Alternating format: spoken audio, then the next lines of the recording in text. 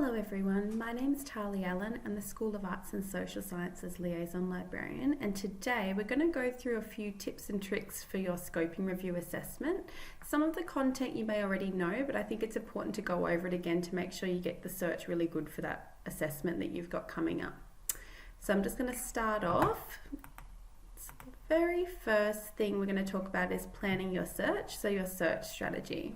So the very first thing you need to think about is the key concepts that you need to find in the databases for your assessment, and then you need to think about some alternative keywords, so synonyms. And then what we do is we combine them together using Boolean operators, so and, or not. And you're probably familiar with those concepts already, but we're just going to go over it.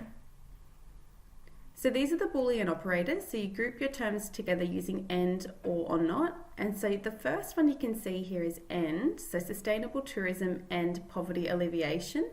So what that means is we're searching for both of those terms together. So it's making the search more narrow. We want to search for both sustainable tourism and poverty alleviation, so both of those terms. For the next one there for or, the example is sustainable tourism or ecotourism. So you can tell from already looking at that example that that's the same type of term, so it's a synonym. So it's looking for either or within the search algorithm. And the last example there is probably used the least, so it's not. So developing countries, not Africa. So that's essentially used when you're doing your searching. You might notice that there's a lot of things coming up that aren't relevant, like a keyword in particular that's coming up that's not relevant to your search. That's when you'd use not. So you'd put not in there to eliminate that particular keyword from coming up. So it is a useful thing to use, but probably not used as often as and or. Another little tip is the truncation symbol, or the asterisk symbol you might refer to it as. So what that does is it searches for variations of the word. So it's quite a useful tool to use. It's a little bit of a shortcut. So you can see the example here, sustain, with the little asterisk. It searches for sustain, sustainable, sustainability, sustaining, sustained. You do need to be careful where you put the asterisk. You need to put it at the root of the word where the word's going to change. So just be careful about that. If you're not sure, that's a good question that you can ask on chat. So a few little tips on improving your search results. I can't tell you how many times people come and see me and they say, oh, I can't find any results, and I ask for their search and the problem is actually just their spelling. So sometimes it's just as simple as that. Not always, but sometimes it is. So please check your spelling. Try alternative keywords, broader and narrower keywords. Use that truncation symbol. Use or to join your synonyms, and think of different combinations of keywords. That's really important. So when you start searching, you might notice a really good article. Have a look at what keywords they've used, because often the keywords will be listed on the journal article. Record the details of your search. So that's actually incredibly important in a scoping review, and allow enough time, which is obvious, but not everyone does it. Okay, so you're all probably familiar with the Social Work LibGuide. I just want to draw your attention to it because it's important to note the databases listed here under recommended databases. They're there for a reason. So these databases are the databases that we recommend for social work. You're most welcome to try other databases, but this is where you should start in the first instance.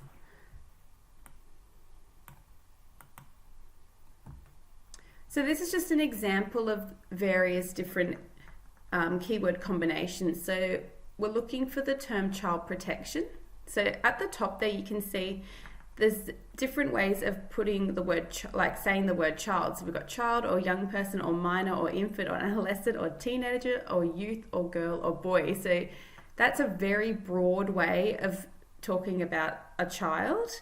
You can also see the second option is for protection. So these are all the different words that might come up under protection. So protection or safety or welfare or out of home care or neglect or mistreatment or foster care or residential care or kinship care. So this is just trying to get you to think about all the different options about a particular term that you could use, or how that word could be associated in an article, or how someone's talking about it. You can also search as a phrase. You'll notice too down the bottom there that a phrase, if you're searching for a phrase, you need to put it in double quotations, and that is because if you do not, the term child protection, this first term here, if I didn't put the double quotations around it, the database searches for the word child and the word protection separately. Okay, so it's really important if you are searching for a phrase, you put double quotes around the phrase. You don't need it for a single word, you just need it for more than one word. So you can also see that I can then search for a particular phrase in association with child protection. So that's kind of all the options just for that one phrase. So you could split it up or you could search for it together. And we've got another example here for alcohol or drug abuse. Again, you can see all the different phrases that one might use for that particular topic. You can also see that I've used here alcohol dependence. You can see I've used that little asterisk, so that's an example of that there. So that's going to search for dependence or dependency. And you can also see down the bottom, consider substituting alcohol or drug or substance with actual drug names or nicknames, for example, illicit or liquor. And then consider searching for inappropriate older derogatory terms, e.g. junkie. So that's another thing you might need to think about. You know, we might not say those words now, but they could be used in a particular publication. So here are a few little tips for your scoping review. So we at Southern Cross University, we actually don't have a LibGuide dedicated to scoping reviews because they don't happen that often. But I've had a look and there's a really good example of a scoping review at the University of South Australia. I've put the link there for you to have a look at. It actually uses the PPC example and it has one there. It's in conjunction with nursing, but I still think it's useful to have a little look at. It also goes into a lot more detail about scoping reviews and what's required. So I think it's a good idea to have a look at that link I've just put up there. So you need to establish your research question using the PPC principles, and I know that you've already gone through that in a previous lecture, so I won't go on about that too much. You need to do some preliminary searching to establish if there is any research in this area. For example, if there is no research, you won't be able to complete a scoping review. Now, this is really important. I've had a few appointments where people have had a really great question, but there is just no research in that area, which is great if you're wanting to go into research. That's obviously a gap and that's a possibility for future research down the track, but for a scoping review you need to have some publications that you're looking for. So do some preliminary searching to make sure your topic is something that there is research out there about. So you need to create a solid keyword search. This will be the foundation for the scoping review search. So we are going to just do keyword searching. We're not going to be doing subject headings today, so just keyword searching. So it is really important that you get that search really solid. You need to think about inclusion and exclusion criteria. So for example, do you only want peer-reviewed publications? That's a question for you to answer.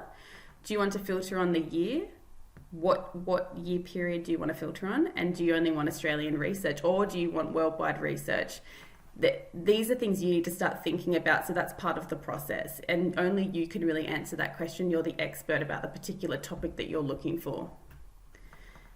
So remember, you're looking for primary research in a scoping review, so not secondary research. Use keywords like trial or study or case study to search for primary research. So that's going to be one of the examples that we're going to do, but you need to use those keywords to search for primary research.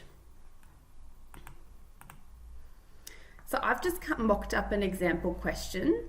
So my question is access to support services for female migrants suffering domestic violence in Australia. Okay, so that's kind of the bigger question. Then what I need to do is identify the keywords from the research question and categorize into different concepts. So we talked about concepts before. I want you to think of each element of your question as a different concept. So we're sort of breaking it down a little bit, and the reason for that is in the next example, we're going to focus on synonyms for each concept. So it is important that you do this. If you are a little more analytical and this example, writing this out is helpful, please do it. Okay, so my very first concept is migrant. this is from the question. My second concept is domestic violence. So these are the different topics I want to be searching on. This is what I want to find information on. Concept 3 is women. Concept 4 is services. Concept 5 is Australia. And of course, concept 6, which all of you will have, is primary research. Okay, so that's what we're looking for. So now what you need to do once you've identified what the different concepts are, you need to think about different synonyms. Okay, so in the next example, I'm going to show you what I've done. So this is my example search. So you can see on each line here is my different concepts. So concept 1, 2, 3, 4, 5, and 6.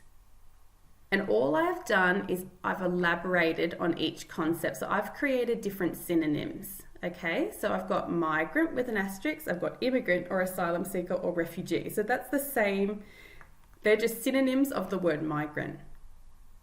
I've done the same for domestic violence. I've done the same for women. I've done the same for services. I've just left Australia as is with the asterisks. And I'm also, in the very last bit, like the previous example, I'm searching for primary research. So I've got trial, study, or case study. Okay, so all the synonyms are connected with an or because we want to search for any of those terms, but each of the lines are connected by an and because we want to search for one of these terms or one of these terms or one of these terms or these or this or this as it goes on. Okay, so this is how we're going to connect our search together. So I would recommend you write this out. It is useful to sort of just have a look at what you're actually searching for, and you really want that search to be solid. So you can do some preliminary searching in the first instance, but it's important that you do really identify what are those synonyms that I could be searching for? What's another way of saying that particular word? So now we're going to do that example search I just previously showed. I've navigated to the library homepage. So what I want to do is actually go to the social work LibGuides. I'm just going to scroll down and under quick links you can see the LibGuides. So click on that. That's where I want to start from. So now I'm going to also go to Arts and Social Sciences and then down to Social Welfare and Social Work. I'm then going to click on Journal Articles and Databases on this left-hand side. And I want to draw your attention to the recommended databases listed here. Now I'm going to start this searching in EBSCO, and I do recommend that all of you do the same. And the reason being, EBSCO is a really great database for predicting synonyms. Now not all the databases do this, but EBSCO does. So if you start typing a particular keyword, it will predict some synonyms, so some ors, so that we'll use the Boolean operator or. So it's a good way, if you can't think of any synonyms, I suggest you start on EBSCO because it is quite helpful. Now, as some of you already may know, EBSCO has multiple databases within it, so they're grouped in different categories. I'm going to click on this link here, just EBSCO databases, to show you all of them, but you can see on the LibGuide that we also have direct links to APA Psych articles and APA Psych info. So I'm just going to click on EBSCO and show you what it looks like. So you need to sign in.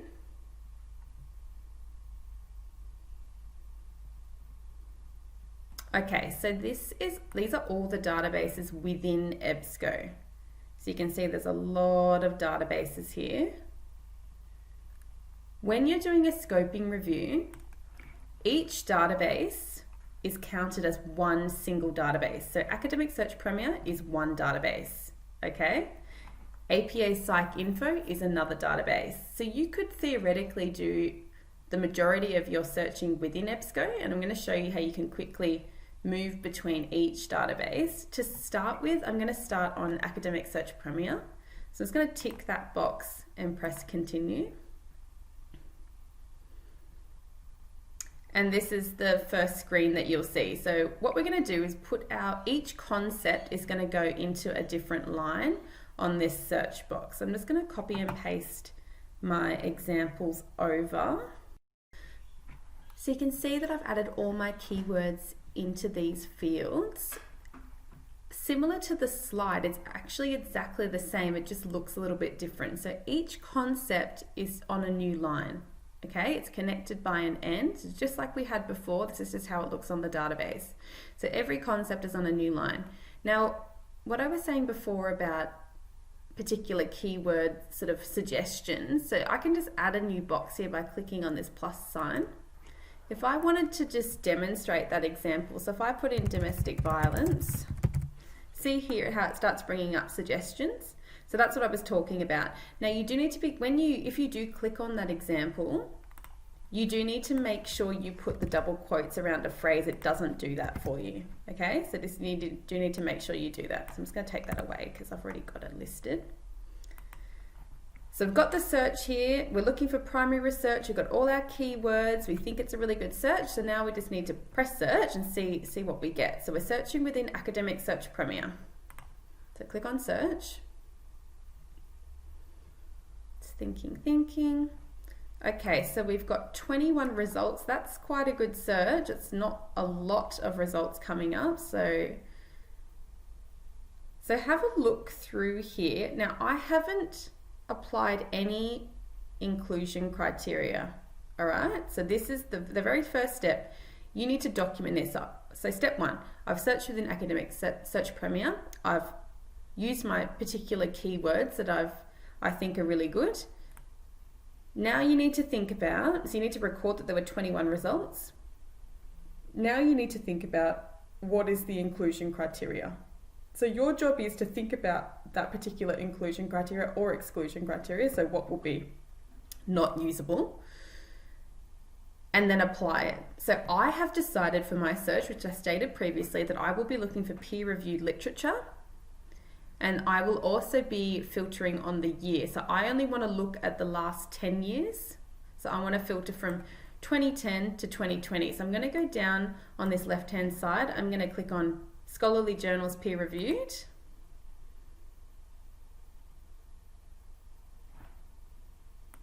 Still 21 results. And then I want to filter on the year. So I'm going to drag this up to 2010. And now I have 17 results. So this is part of the process. Okay, so recording that.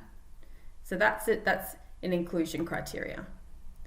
So now it's my job or your job to go through all of the results and then identify any other inclusion or exclusion criteria.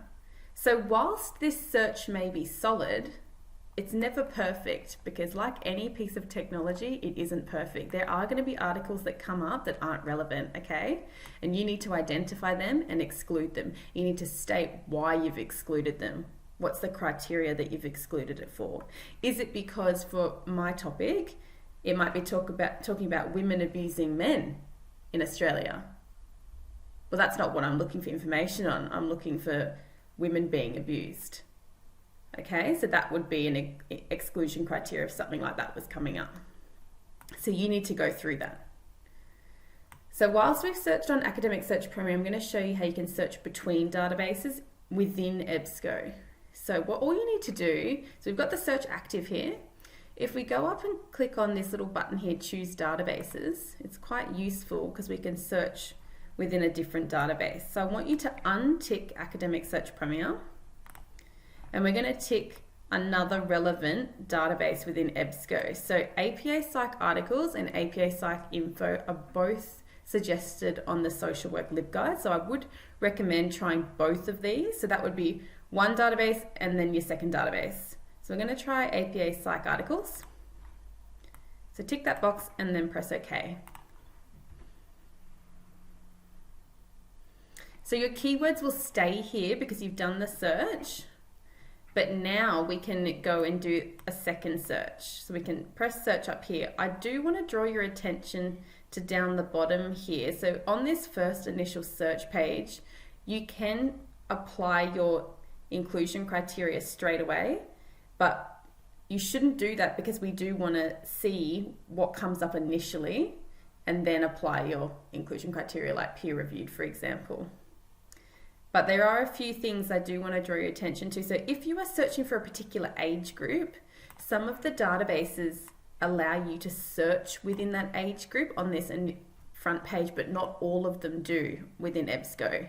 So this particular database does, but others do not. So that being said, you will need to use keywords to identify that age group if you are searching for a specific age group, because it's not included on every database. Okay, so just so you know that this exists on this initial front page of the database.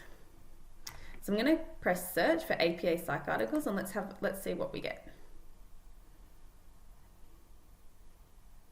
So no results found. It's very interesting. So that particular database, not good for this search at all. All right, so we're going to pick another one. So we're going to go back in, choose databases. I'm going to untick APA articles, and we're going to go APA psych info. And it is about trial and error. So this is just useful for you to know that you can do this search between the two. So we're going to press search again, APA psych info. And we've got 14 results. Okay, so 14 results. Again, we need to apply our criteria that we have selected. So scholarly peer reviewed. Now I have 13. And I'm going to go across here to 2010, and 2018 it's only going to. So we've got 10 articles now. Okay, so the same thing, you would need to do the same thing that you did on Academic Search Premier. So you need to document that process, and then you need to go through these results like you did in the other database to identify what is your inclusion and exclusion criteria for these results. So it is a manual process. You do need to manually go through it. And again, you would then pick another database. So as I said, you could stay within EBSCO. I'm going to do another search on ProQuest as well, but I just want to also draw your attention so you know which databases to search within. So Academic Search Premier is a more general database. I think it's always worth searching in that particular database. It's a good one. APA Psych Info and APA Psych Articles are good social work databases. You might, depending on what your topic is, you might also want to search within Psychology and Behavioural Sciences collection.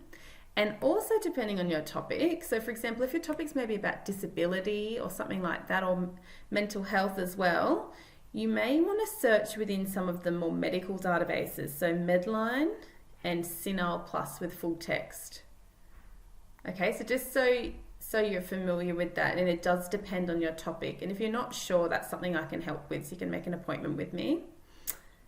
But yeah, so that's just some of the options here on EBSCO. So I'm just going to click out of that. Now another option is if you're getting a lot of search results, and my search was fairly refined, so it was a fairly good search, bringing up relevant results but not too many results. If you are getting like 100,000 results, there's something wrong with your search, and that's something you probably need to come and talk to me about. If you're getting, a little trick you can do if you are getting lots of results is you can search within the abstract. We'll filter it down. So that's an option here, so you can search within the abstract for a particular line. I haven't done that for this particular search because I don't need to, but that's something that you can do. But if you do something like that, you need to then do the same in the next database that you do this particular search within. So the next database I want to show you how to search within is ProQuest. I've gone back to the Social Welfare and Social Work LibGuide with our databases listed there. And I'm going to come back here and click on ProQuest. So this is where we're going to now do the same search, but on a different database. So I've copied and pasted my keywords across to ProQuest database. You can see it just looks a little bit different, but essentially it's the same type of thing. I've got each concept on a new line. I've just added a new row, and as an end connecting each line. Now, every single time you're using a database when you're doing a scoping review, to keep this nice and clean, I suggest you always use the advanced search, not the basic search, okay? So make sure you're clicking on advanced search to give you these options where it puts the multiple lines. It just makes it a lot easier. So we put all our keywords in here. Now we're just going to click on search, and let's see how many results we get. So we have 11,707 results. So that is a lot more results than we got on the EBSCO databases. So let's put our criteria on. So we're going to go peer reviewed. So that's filtered out more than half of it. And then we also want to click on publication date, last 10 years. And that's 2,000 results. So that's a lot of results. Okay, so you might want to actually search in the abstract on this particular database. So you could then go advanced search and search this top line and possibly this second line in the abstract. Let's see if that filters it down a little bit. Now, if you do this, you need to document that you searched in the abstract on ProQuest. Okay, so that's a different thing that you've done between EBSCO and ProQuest. So let's click on search. And that's a lot less results. It's 106. Now I'll have to put my criteria on again, so peer reviewed. Thinking. 50 results. And last 10 years. 40. So this is the difference between databases. You do need to check, and you might have to modify depending on what kind of results you're getting. So 40 results is probably a lot more manageable to get through.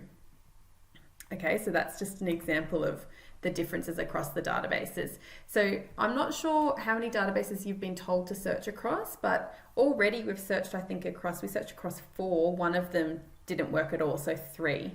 So we did APA Psych articles, I think, and we did Academic Search Premier, and we've done ProQuest. So you could then go and do another EBSCO database if you have to do more than 3. But this is sort of the data you're collecting, and you will need to go through them manually and apply your inclusion and exclusion criteria. In the end, you should have about 10 amazing articles that are about your topic, and then you will write up your results for that particular process. So the very last thing I wanted to show you, so if you're still needing a little bit more help, we have an online resource for postgraduate students that may help you with this process. So if I just go down to research on the library website, so click on research, and we go down to RAISE, Research Skills Module. So this is in particular for postgraduate students, which is what you are. So if you click on RAISE, it's quite a useful resource, just if you need to go through some of those extra elements. So the first, you probably are not going to be looking at this last module here, but you want to be looking at some of these first modules. So the fundamentals of searching goes through all the keywords, how to search on the databases, how to apply the search strategy, and how you can evaluate the information. There's extend your search, so reviewing the literature, citation searching, documenting and saving your search, and finding theses and grey literature. Now with a scoping review, you might be required to find some grey literature, so I do recommend that you have a look at this particular resource. So we've got finding theses, and then there's grey literature here. So grey literature is information produced by all levels of government, academics, business and industry in electronic and print formats not controlled by commercial publishing. So there's quite a few links on here. It goes through what grey literature is, and there's some very good links. I do recommend that you have a look at that if you need to find grey literature, and make sure you have a look at this fundamentals of searching. If you need that little bit of extra support just to go over what we've gone over, but it's here as an online resource to look at any time. So it has keywords and synonyms, so you can go over that. How to build your search strategy. So it goes through all the different things we've gone through. So Boolean operators, your phrase searching, truncation, just things like that. So they're sort of the rules, and then we've got a few elements of how you can build on that further. All right, so that's RAISE, so quite a useful resource that might be handy for this assessment. I'm also just going to go back to the library website. So click on library, go back to the home page, and I'm just going to show you how to book an appointment with me if you're needing help with your search. So you're most welcome to make an appointment if you need help. You just need to click on this Get Help link under Quick Links. And then go down here to make an appointment, and you want to click on postgraduates and staff. Okay, so click on that. And then all we need to do is click on what school you're in, so Arts and Social Sciences, and I'm the only one, so I'm already selected. So all you need to do is just click on the date, and then you'll find a corresponding time that you can click on. So you just click on whatever time suits you. You fill in your details. Just tell me that this is maybe for this particular assessment, so I know it's for a scoping review, and that you want help with the search. You click on confirm, and I send you a Zoom link. So please do come and see me if this video isn't enough, you need a bit more help with putting the search together and getting that really solid. I'm more than happy to see students about that. But I think you should be fine. It's all going to be okay, and before you know it, you'll be graduated and finished uni. Thank you so much, everyone. Bye-bye.